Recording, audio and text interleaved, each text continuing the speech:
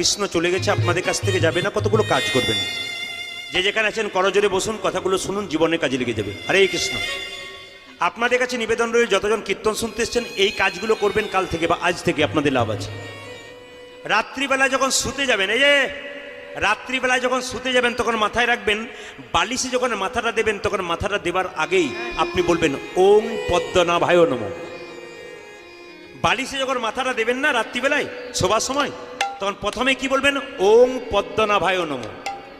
ওটা যদি না বলতে পারেন, ওটার নাম হচ্ছে ভগবান বিষ্ণুর নাম। কেন বলা তো যায় না আজকের রাত্রিটা আপনার শেষ রাত্রি, সকাল যদি না হয়, ওই জন্য মৃত্যুর আগে ভগবানের নাম করে শুতে হয়। ওই জন্য মায়েরা, পদ্মপাতার জল করে টলমল, কে কখন চলে যাবে কেউ জানে না। এই যে আপনারা কীর্তন শুনতে এসছেন, গ্যারান্টি আছে আপনার বাড়ি ফিরে যাবেন? রাত্রিবেলায় শুলে কারো গ্যারান্টি আছে যে সকাল হবে জীবনে? গ্যারান্টি নেই। কুরুক্ষেত্রের যুদ্ধে কৃষ্ণ বলেছেন, অর্জুন